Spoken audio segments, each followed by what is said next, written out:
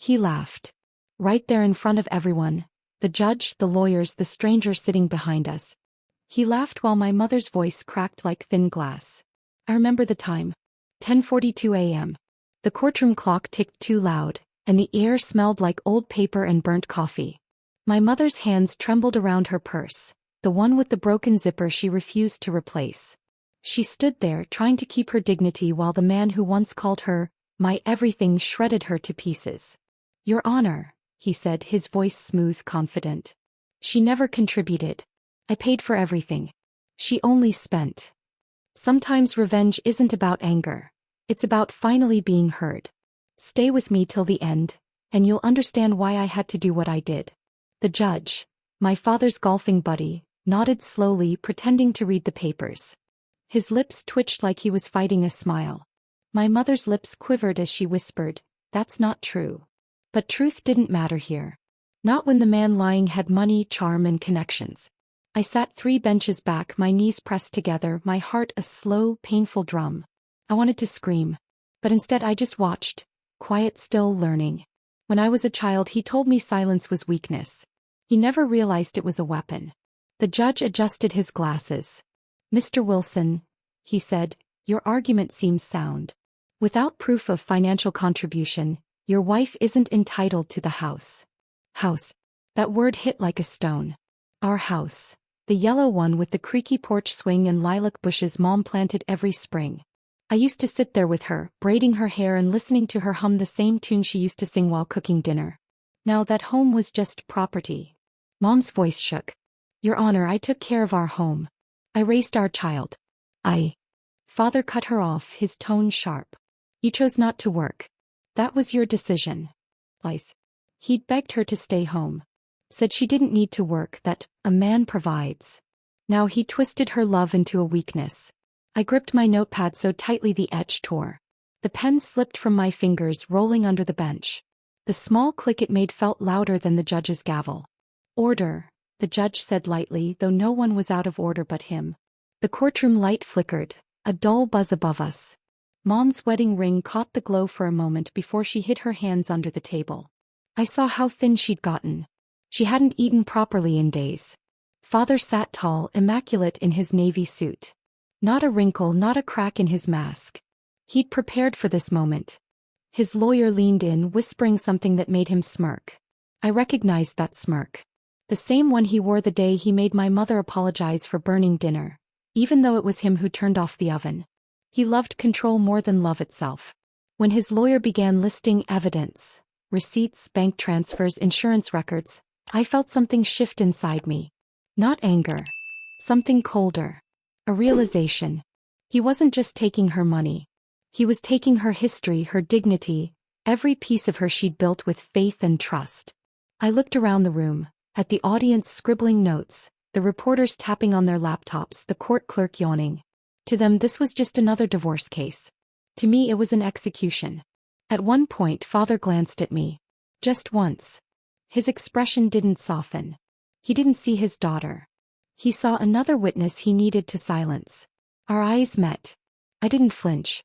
That was the first time I realized he could lose. He just didn't know it yet. Mom's attorney stood, a timid man with too many papers and not enough power. "Your Honor," he began, "we request additional time to gather." "Denied," the judge interrupted. "We've heard enough." The words slammed down harder than any gavel could. Mom's shoulders dropped. Her lawyer sat down, defeated. Father leaned back, relaxed, the predator after the kill. He turned slightly toward her. "You should have signed when I asked nicely," he whispered. She didn't reply. Her lips moved soundlessly, like a prayer she'd long forgotten how to say. Then came the worst moment. Father stood and said, "All I ask, Your Honor, is that custody remain with me. She's unstable. Emotional." My stomach twisted. I was 21. Old enough to make my own choices. But that didn't matter. He still wanted control. Wanted her to know she'd lost everything, even me. The judge nodded again. "We'll take that into account." Mom whispered, "Please. Just one word." Small broken. He laughed. Not a nervous laugh. A confident, cruel one, the kind that says I've already won. It echoed in the quiet courtroom. I'll never forget that sound. Something in me snapped, but not outwardly. I didn't move, didn't speak. My calm became armor. Because in that moment I knew something he didn't. He thought I was powerless. But he had forgotten what I'd studied these past 3 years. Law. He didn't know about the folder in my bag, or the quiet meetings I'd had with a legal advisor who believed in justice more than friendship. I wasn't ready to strike. Not yet. But I would be. The hearing dragged on.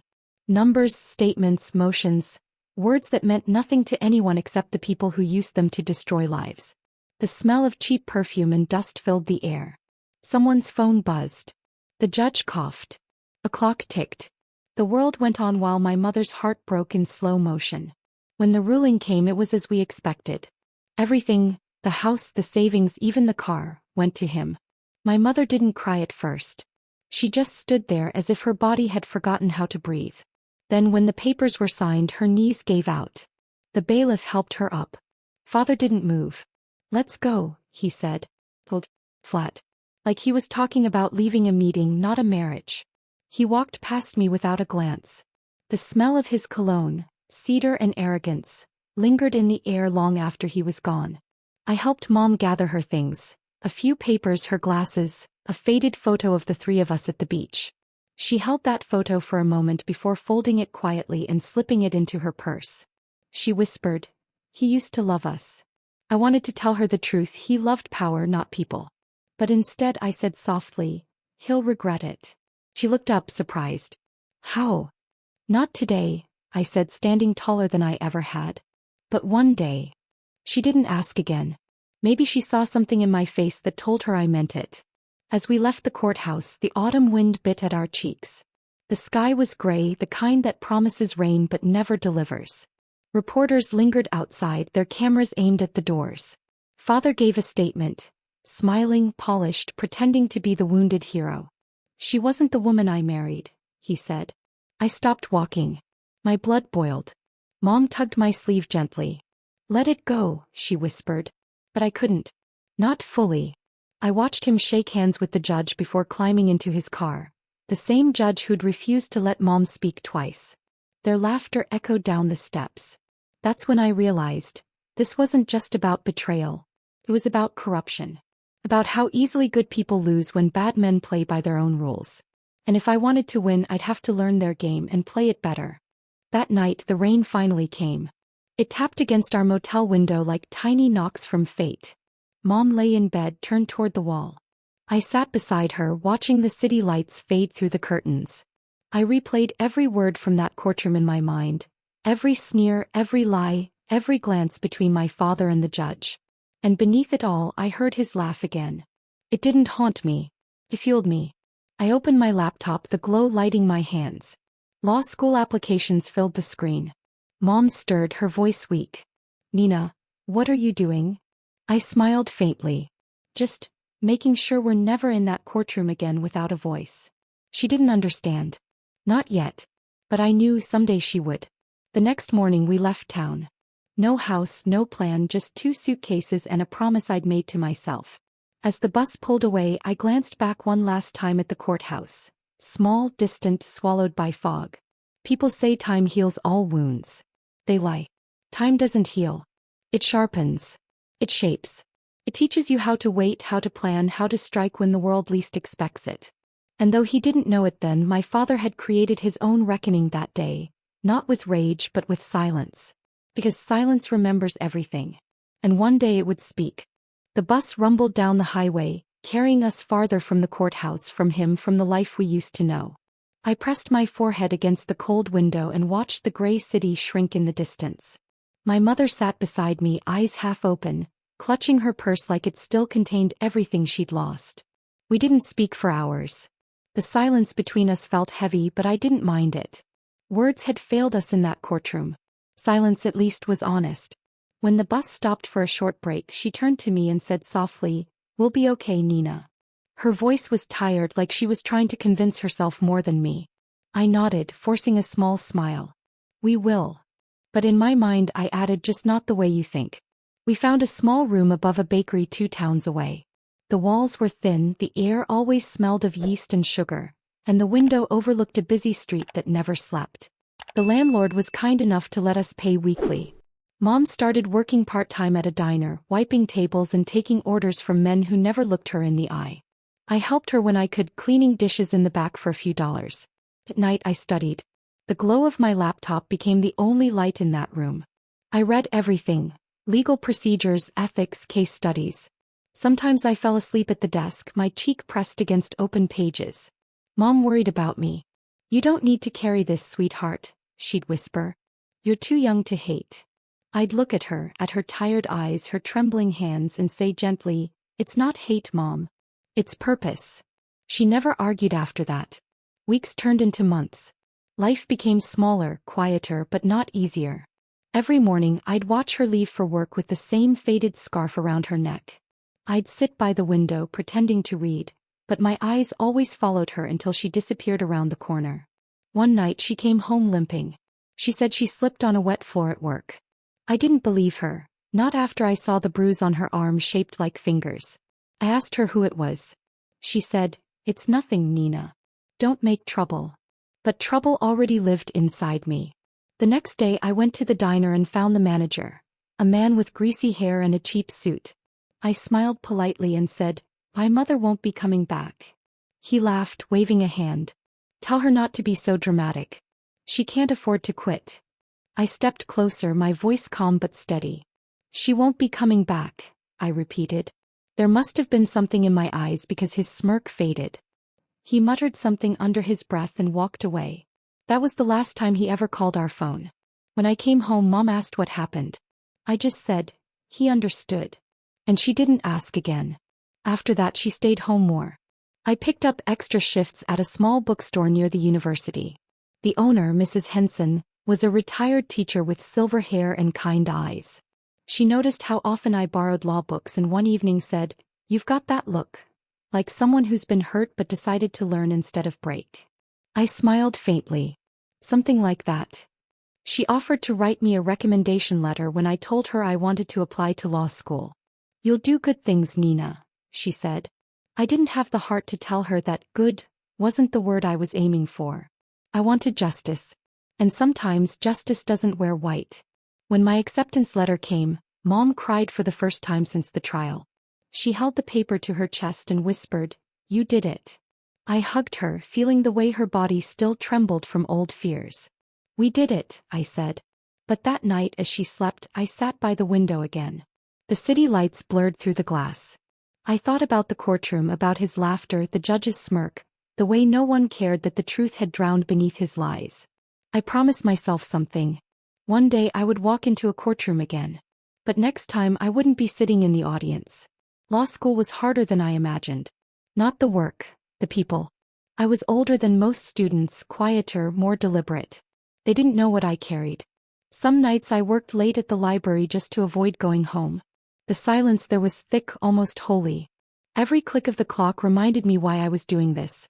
During my second semester, one of my professors, a sharp, intimidating woman named Dr. Reeves, pulled me aside after class. "You write like someone who's seen the system fail," she said. I met her eyes. "I have." She studied me for a long moment, then said, "Good. That means you'll never worship it. You'll use it." Those words stayed with me. Use it. That's exactly what I intended to do. Money was always tight. I worked nights cleaning offices to pay tuition. My fingers cracked from scrubbing floors, but I never complained. Every bruise felt like a step closer to power. Real power, not the kind my father flaunted in front of cameras. Sometimes I'd catch glimpses of him in the news, smiling at charity galas, giving speeches about ethics in business. Each time I'd switch off the TV before Mom could see. She pretended not to notice, but I could feel her eyes on me. One evening she asked quietly, "Will you ever forgive him?" I paused. "Forgive him?" I repeated the words like they were foreign. "Yes," she said. "Forgiveness is freedom." I looked at her fragile hope, and said softly, "Then I guess I'm not free yet." She sighed, not disappointed, just sad. She knew some wounds don't heal, they transform. By the time I graduated, the world saw me as another young lawyer with promise. No one knew the storm I carried. The day I received my license, I visited the courthouse. Not the same one, but close enough. I stood outside the building watching people rush in and out, Men in suits, women with folders, families with nervous faces. It smelled the same: paper, coffee, and the faint metallic hint of fear. I closed my eyes and pictured him there again, laughing, confident, untouchable. Then I pictured him looking up to find me standing across the room, no longer silent. A shiver ran through me, not from fear but anticipation. That night, Mom cooked our favorite meal. It wasn't much: rice, chicken, and her old recipe for apple crumble. She said it was a celebration. We sat by the window, candles flickering. The world outside felt far away. "Do you ever think about the past?" she asked. "Every day," I said honestly. "But it doesn't hurt anymore. It just reminds me what's waiting." She tilted her head. "Waiting?" "Justice," I said simply. She smiled faintly, though I could tell she didn't understand the full weight of the word anymore. When she went to bed, I stayed up, organizing files on my laptop. Public records, company filings, old case numbers. I didn't have a reason to look at them yet. But I would soon. There was a whisper in my mind, one that sounded a lot like the clock ticking in that first courtroom. Wait. Learn. Prepare. Months passed. I built my name slowly. Small cases, local clients, late nights in my office that smelled of coffee and dust. I listened to every story, every injustice. I watched how greed always looked the same no matter who wore it. And then one afternoon I saw a name cross my desk. Wilson and Carter, my father's company, under investigation for tax discrepancies. My pulse slowed. Everything I'd buried inside me for years began to stir. It wasn't time yet, but I could feel the world shifting, aligning piece by piece.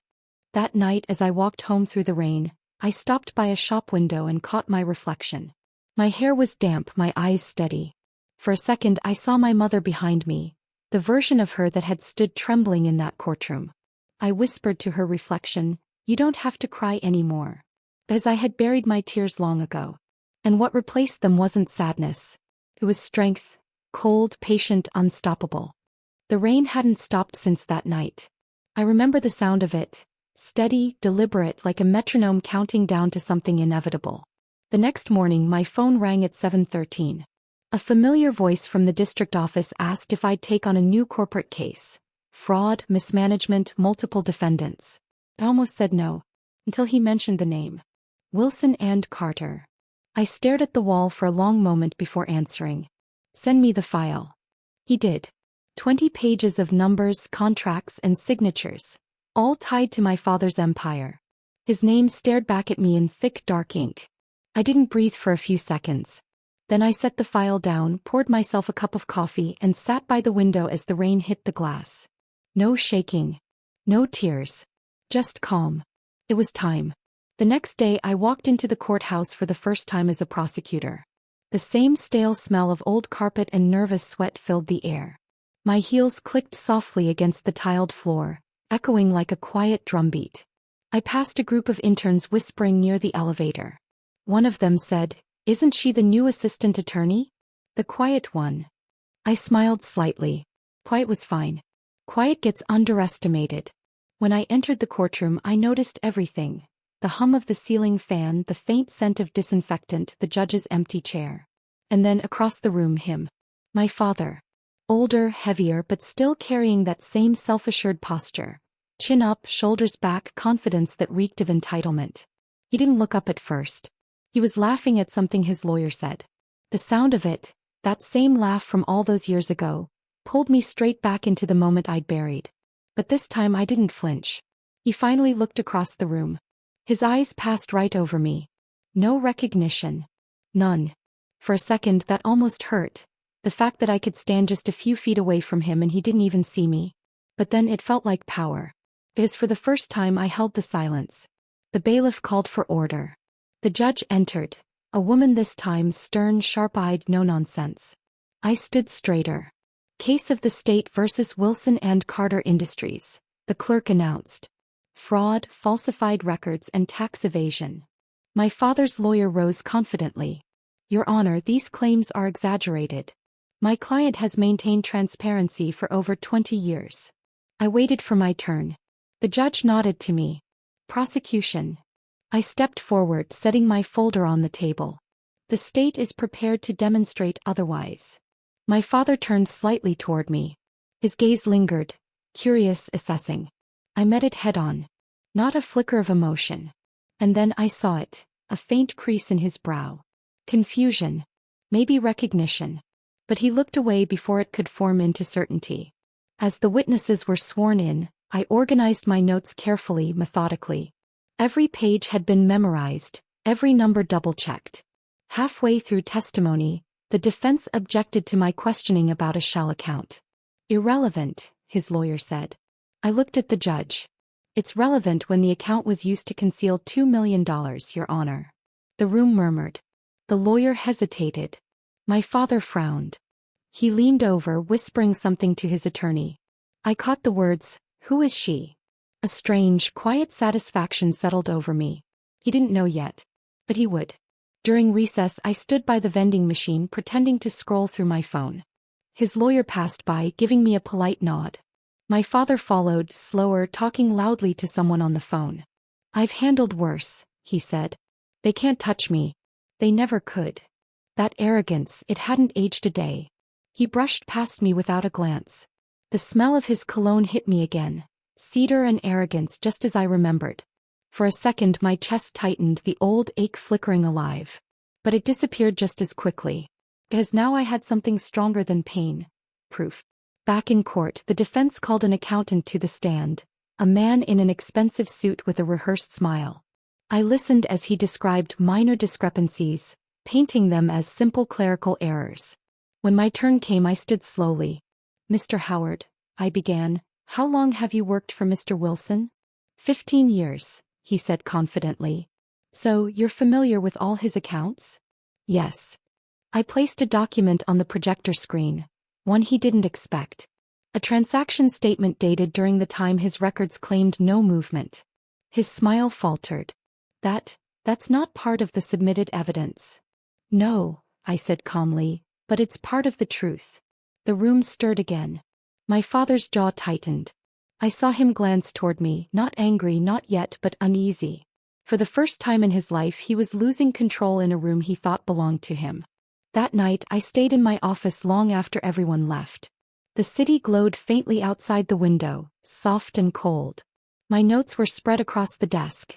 Timelines, statements, receipts. Each document told a story of deceit, years of hidden money, falsified reports, and manipulated investors. But buried between those lines, I found something else. Traces of how he'd built his empire on others' pain. A charity account under my mother's maiden name. Used for laundering. I stared at the screen, my throat tightening. He hadn't just betrayed her once. He'd dragged her name through his corruption long after she left. I closed my laptop slowly. The air in the room felt heavier. This wasn't just professional anymore. It never had been. The next morning I arrived early. The courtroom was empty except for the janitor mopping near the witness stand. The smell of bleach mixed with the faint scent of rain drifting through a cracked window. I sat down quietly, staring at the seat where he'd be soon. For years I imagined this moment, what I'd say, how I'd feel. But now all I felt was focus. Clean, sharp, almost peaceful. When he entered, I didn't look away. He glanced at me briefly this time, longer than before. His eyes narrowed, like a memory tugged at him. Then he shook it off, whispering something to his lawyer again. The hearing resumed. As the morning wore on, I questioned another witness. A young intern who once worked in his company's finance department. She was nervous, twisting her hands. I smiled gently. Take your time, I said. You're doing fine. Her voice shook. They made me sign documents I didn't understand.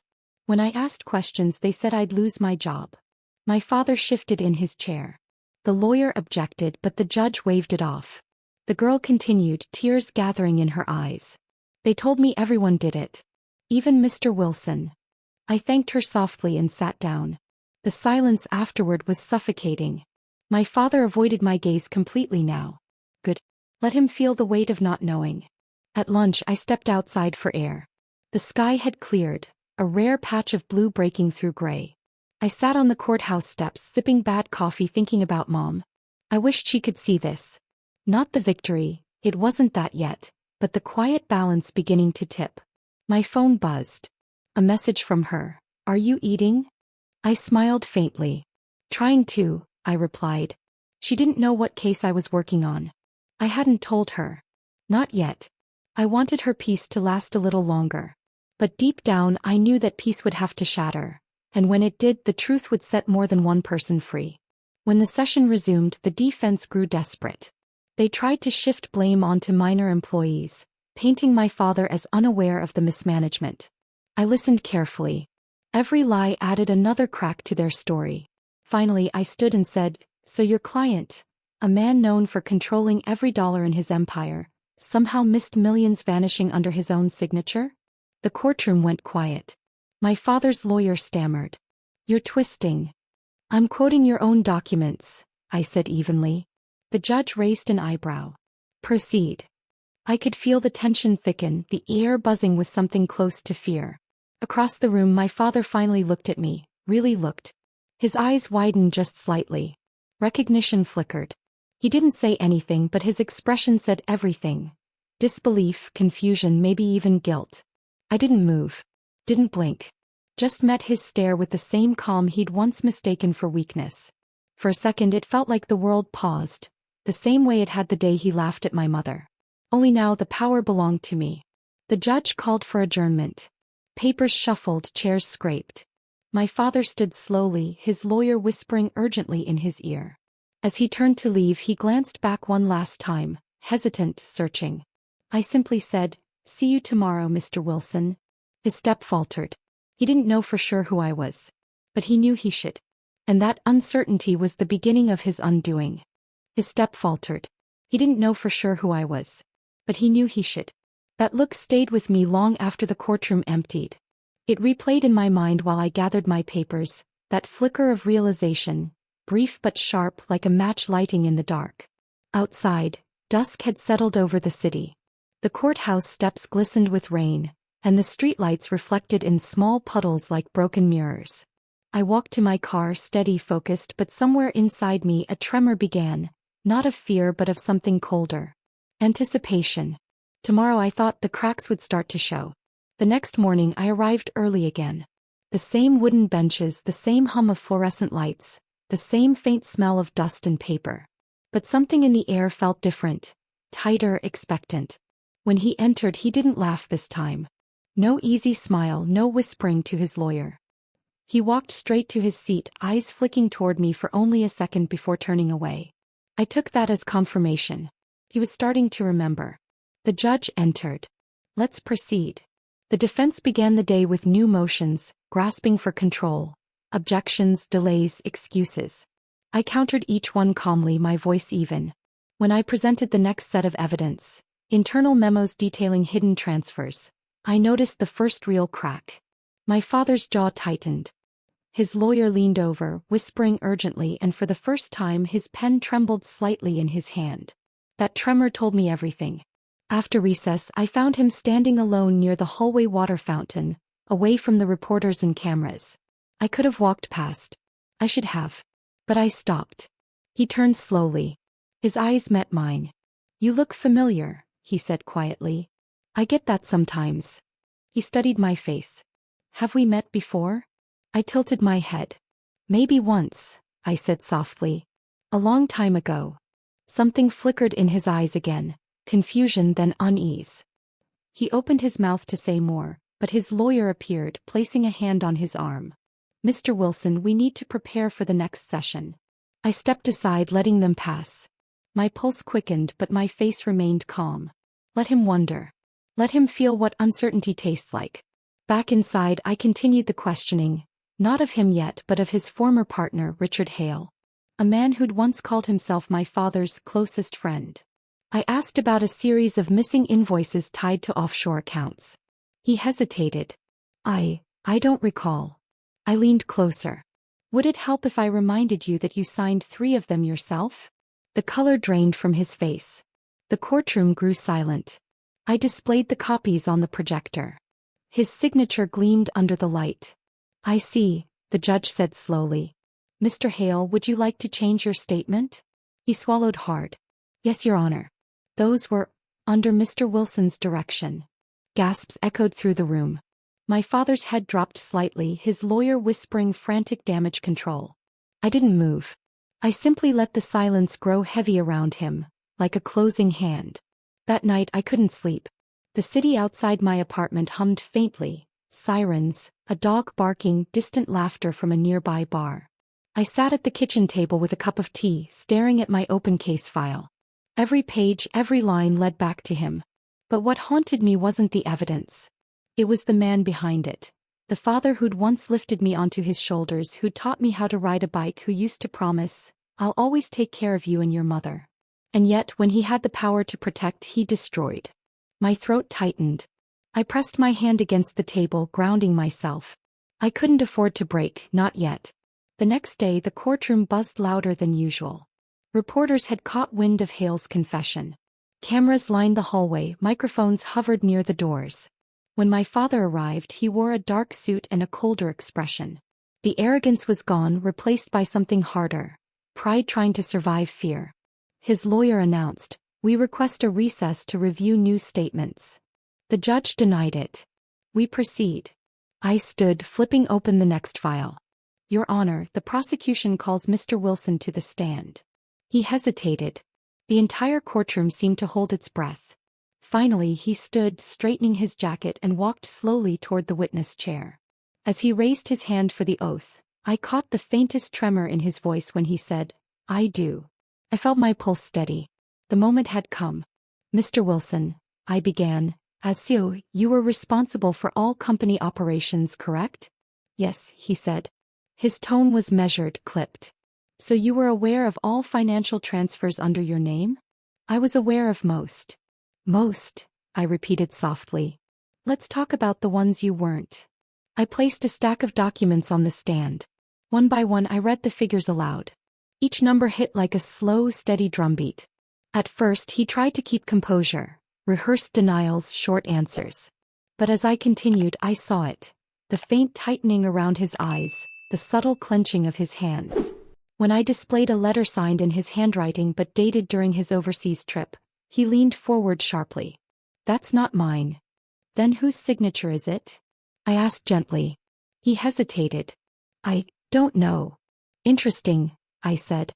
"Because the expert who verified these documents found a 98% handwriting match. Even the pressure marks align." The courtroom murmured again. The judge's eyes narrowed. My father looked away.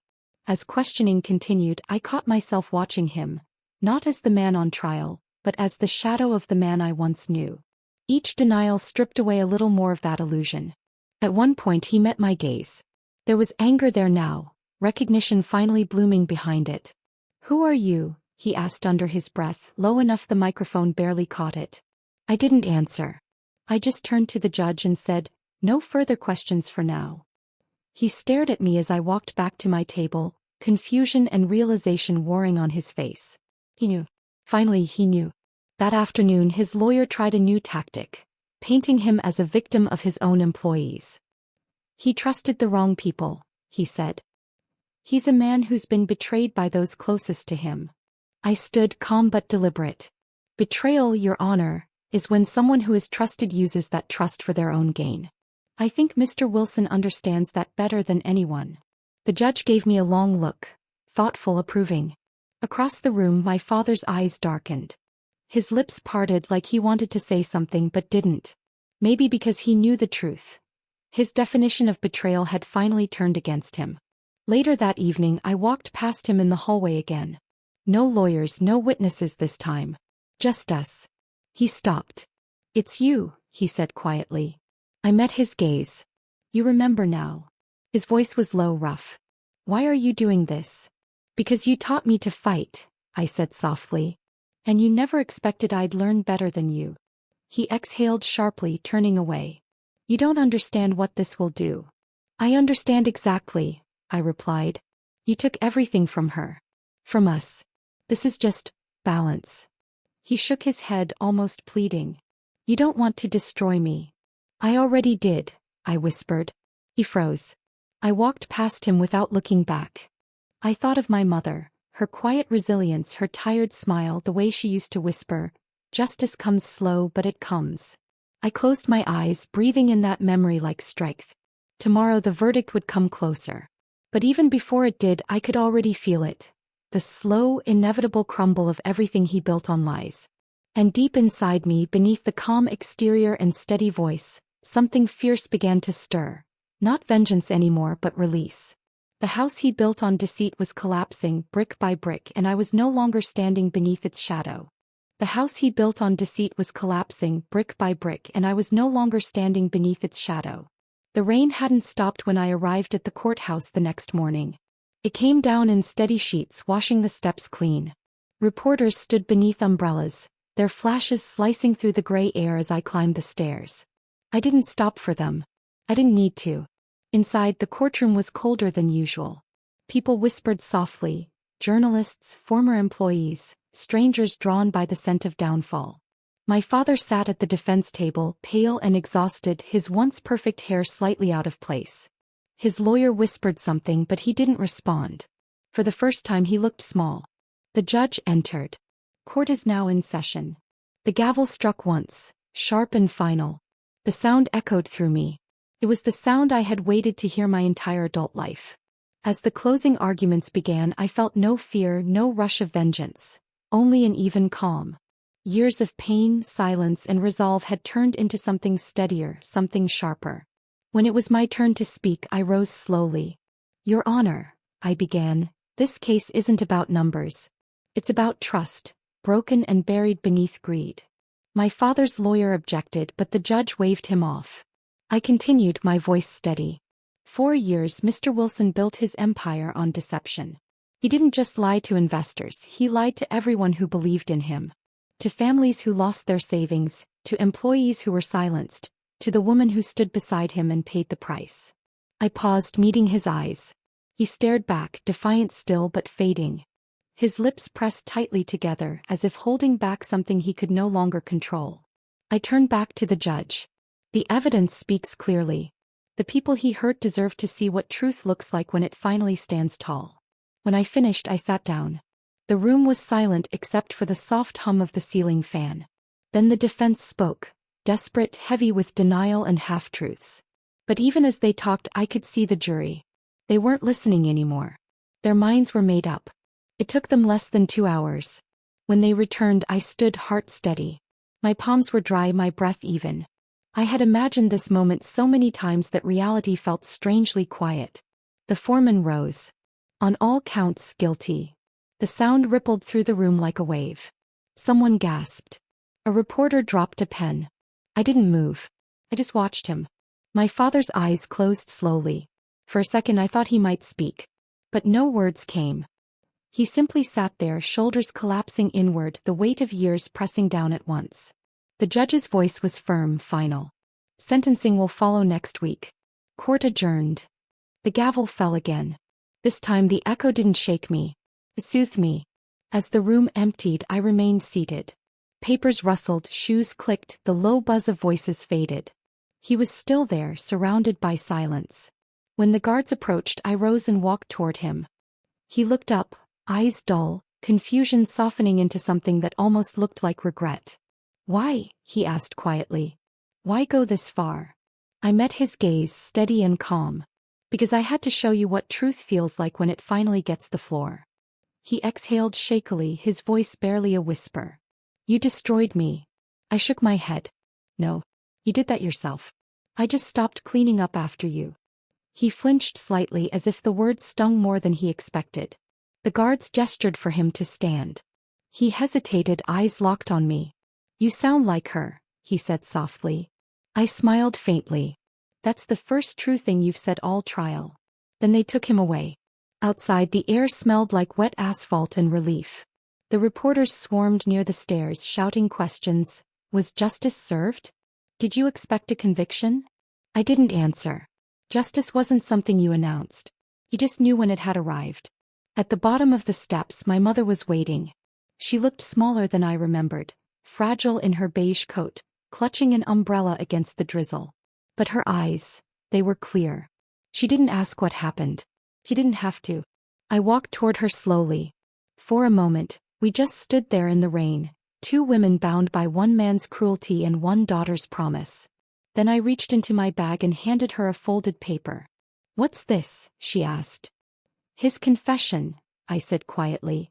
Signed this morning before court. He admitted everything. Her hands trembled as she unfolded it. The ink was still faintly smudged from his touch.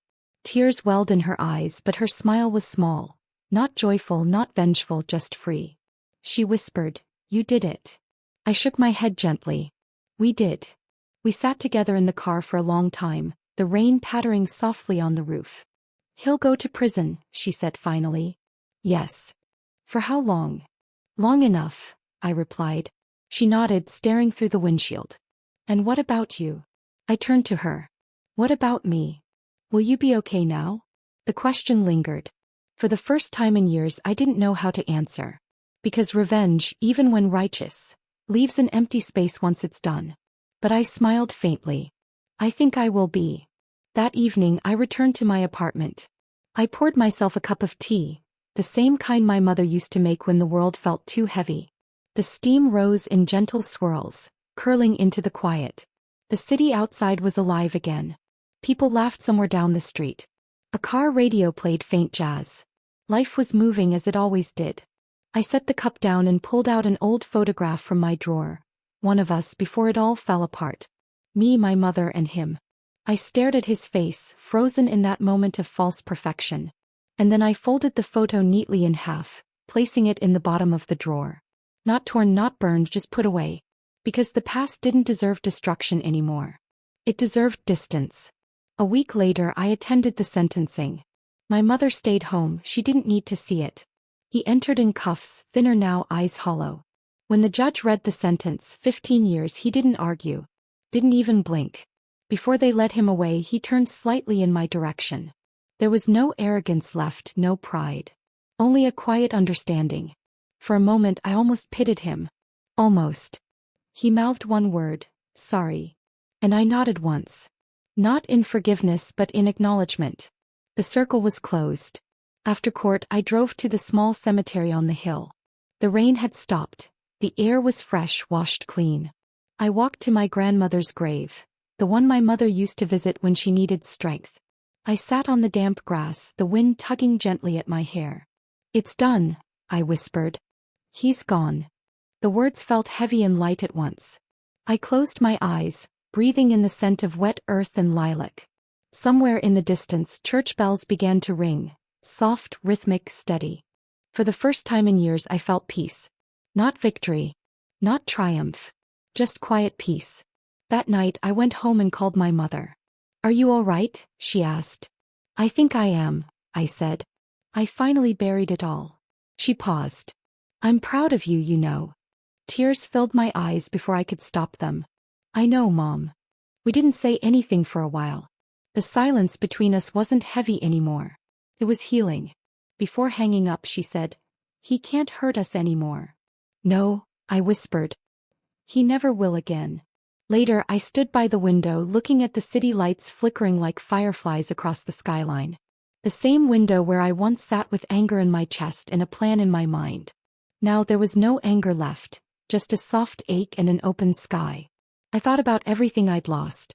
Everything I'd rebuilt. And then quietly I smiled. Because revenge hadn't made me powerful. Survival had.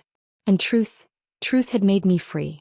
As I turned off the lights, the rain began again, gentle, steady, cleansing. I whispered into the dark, not to him but to the girl I used to be. "You did it. You kept your vow." And for the first time she didn't whisper back. He didn't need to. The silence was enough. If this story touched you, if you've ever waited for your moment to rise again, subscribe now. More stories like this are waiting, stories that prove silence never means defeat.